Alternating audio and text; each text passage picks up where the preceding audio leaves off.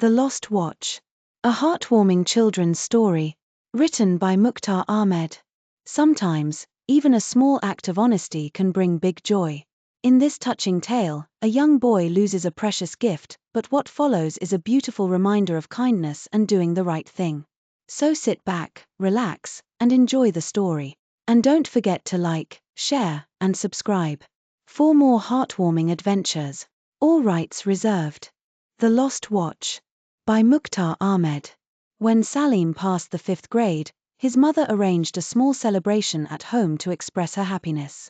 Not many people were invited, only close relatives. Salim's mother hoped this celebration would encourage Salim and bring him joy. Among the guests were his aunts and uncles from both sides of the family, along with their children, as well as his grandmothers. They all brought gifts for Salim: clothes, storybooks, and a wristwatch. The watch, a gift from his maternal uncle, was both beautiful and valuable. It came in a small red velvet box. Salim loved the watch. He told his uncle he wouldn't wear it right away. Instead, he would wear it on the first day of school after the holidays and show it to all his friends. He kept carrying the box in his hand, proudly showing it to everyone. His uncle was pleased to see Salim so happy with the gift. The party was joyful, with only one small mishap. The youngest daughter of his maternal aunt, who was about 3 or 4 years old, accidentally smeared curry on Salim's clean kurta, a traditional long shirt worn in South Asia. She hadn't meant to, her hands were messy from eating, and while trying to get off the chair, she lost her balance. Salim quickly moved to catch her. She clung to him, leaving curry stains on his kurta. Salim didn't get upset. Instead, he looked at his mother, smiled, and said, "If helping someone causes stains like these, then they're worth it." His mother smiled back and said, "Well, at least you learned something good from TV." Then she gave him a clean outfit to change into. That night, Salim opened the packet of books his aunt had given him. Inside were wonderful storybooks. He loved reading stories, they taught him new lessons and ideas. He opened one book and began to read. It was so interesting that he fell asleep with the book in hand. A few days later, school reopened. On that day, Salim woke up very early. There's a special joy in moving up to a new class. His school bag, books, uniform, and shoes, everything was new. His mother had already prepared everything. After taking a bath and putting on his uniform, he sat at the breakfast table. His father smiled, patted his head, and said, "Masha Allah, our Salim is now in 6th grade. Well done, son. Keep studying with dedication. When I moved to a new class, I felt just as happy as you do now." Salim smiled and replied, "All my old friends will be in this class. Thank God everyone passed. We'll have a different teacher now. Our previous teacher will continue with the old class." "Well, we're hoping the new teacher isn't too strict," his father said with a grin, sliding a plate of eggs toward him. "No teacher in our school gets angry," Salim replied. "That's because the students are sincere and never misbehave. Everyone respects their teachers." "That's wonderful," his father said. "In such an environment, learning becomes easier and school becomes enjoyable." Suddenly, Salim remembered something. "I forgot to wear my watch," he exclaimed, jumping up and running to his room. He returned a few minutes later with a worried face.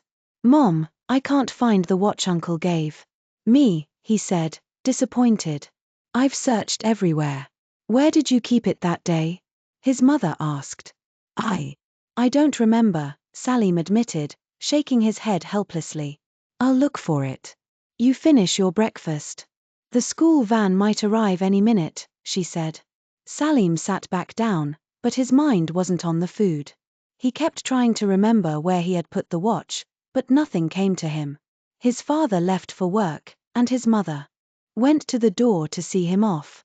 Salim hoped she would return quickly and help him find the watch so he could take it to school and proudly tell his friends it was a gift from his uncle. When his mother came back inside and saw Salim's anxious face, she hurried toward his room to search. Just then, the horn of the school van honked outside. "Regretfully," she said, "Salim dear, go to school for now. I'll look for the watch and keep it safe. Salim was disheartened but nodded. All right, Mom. Please do find it and keep it safe. Then he picked up his bag and said, goodbye. After he left, his mother set aside all her other chores to search for the watch. She checked Salim's entire room, the living room, her own room, and all the cupboards, but the watch was nowhere to be found. She was tired and disappointed. Still, her mind kept returning to Salim's words at the party, how he had planned to wear the watch on the first day of school. The thought made her sad.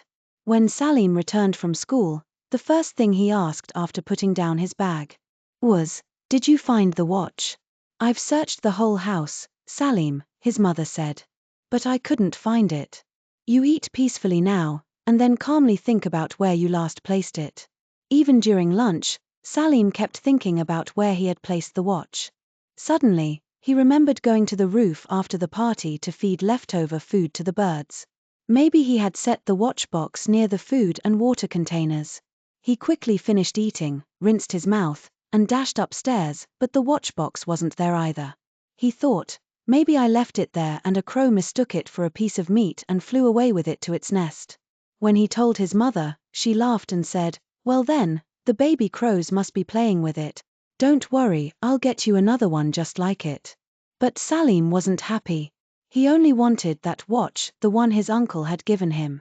He thought that on Sunday, when school was closed, he would go with his father to the park and look in the big trees for bird nests.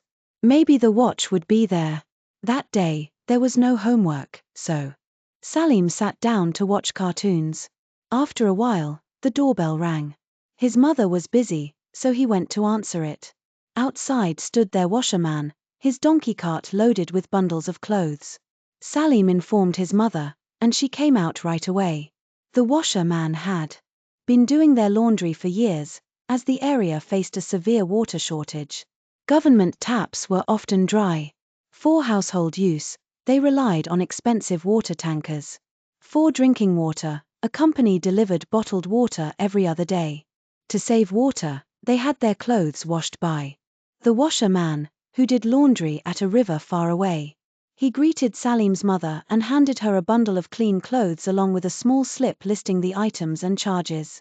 Salim picked up the bundle of clothes, placed it inside the house, and came back. Meanwhile, his mother handed the washerman another set of dirty clothes, which he recorded on a receipt. Then the washerman rummaged through an old leather bag. After a moment, he pulled out a small red velvet box and handed it to her. Sister, he said, before washing clothes, my daughter checks all the pockets. She found this box in your son's kurta pocket. Salim's mother was surprised, and Salim jumped with joy. He immediately recognized the box and opened it. Inside was his beloved watch. He suddenly remembered, on the day of the party, when his kurta got stained, he had thrown it into the laundry, forgetting the watch box in its pocket. Brother, thank you so much, Salim's mother said warmly. This was a gift from Salim's uncle. We searched everywhere for it. No problem. Such things happen by mistake. My bag is already full of such items. My daughter collects all the things found in the clothes.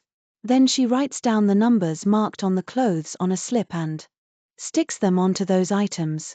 When I go to return the clothes, I match the numbers and return the items as well. My daughter is very intelligent. She goes to school and also helps me with my work. Earlier, I didn't know how to read or write either, but she kept insisting and taught me a little. Now, I'm able to prepare the laundry receipts myself. It has made things much easier for me. Salim listened in amazement. When the washerman left, Salim said to his mother, Mom, even though he's not highly educated, he and his daughter are so honest. They could have kept my watch, but they didn't. His mother said, my son, honesty and goodness come from character. He may be poor, but he's honest. His daughter is responsible too. Good people, whether educated or not, have no place for greed. They make the world better. We often read about such people in the newspapers. Mom, I'm so happy. I got my watch back. And I wrongly blamed the poor crow. Salim said with a laugh. Don't worry, the crow doesn't know you suspected him, she replied, laughing. And yes, next time the washerman comes, I'll send a lovely gift for his daughter. She's such a good girl, helping her father and studying too. Because of her, people get back the things they forget in their clothes. How nice those people are. Because of them, I got my lost watch back, Salim said, and happily went to put the watch in the drawer of his desk.